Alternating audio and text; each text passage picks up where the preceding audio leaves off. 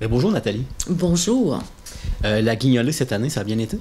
Oui, je dois dire, c'était une nouvelle formule pour nous, le territoire Saint-Siméon-Port-Daniel.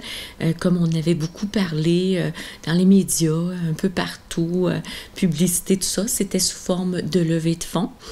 Et je dois vous avouer qu'on a été agréablement surpris de la belle réponse qu'on a eue de la communauté. Non pas qu'on doutait que la communauté ne serait pas généreuse cette année, parce qu'elle l'est à chaque année sur notre territoire, mais le changement que ça apportait, est-ce que tout le monde va avoir été informé malgré toute la publicité qu'on a fait, tout ça. Et on a été agréablement surpris parce que, oui, en effet, on a eu une belle réponse de la communauté, 23 235 et 9 sous exactement.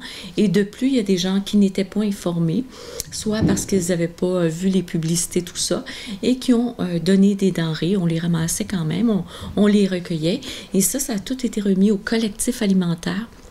Donc, c'est venu garnir vraiment de façon considérable les tablettes du collectif alimentaire, de notre banque alimentaire, dans le fond, pour le même territoire de desserte que le Centre d'action bénévole.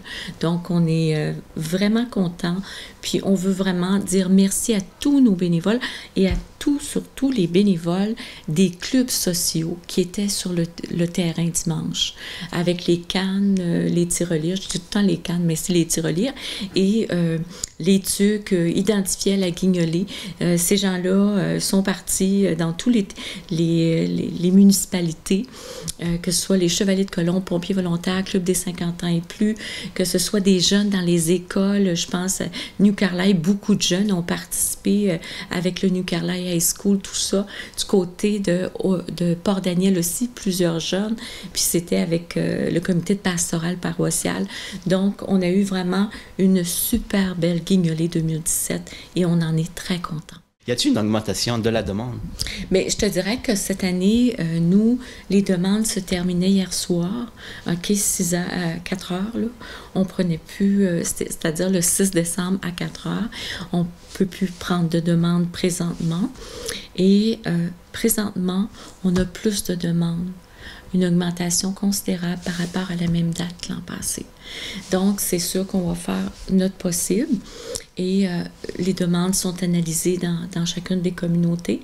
Donc, on va plus savoir là, dans les prochaines semaines et c'est pour ça qu'on va continuer de recueillir des dons jusqu'au 20 décembre pour pouvoir supporter davantage la communauté.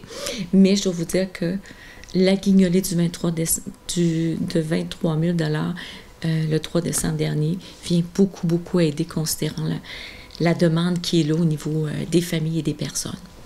Puis en terminant, aimeriez-vous dire un message à la population?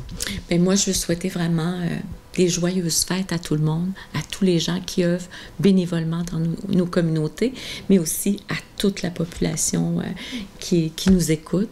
Et je voudrais aussi souhaiter des bons vœux de santé.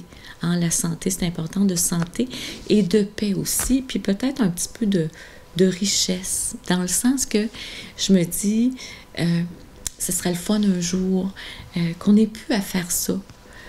Des paniers de Noël, des bons de Noël, que les gens n'aient plus à avoir à faire ces demandes-là.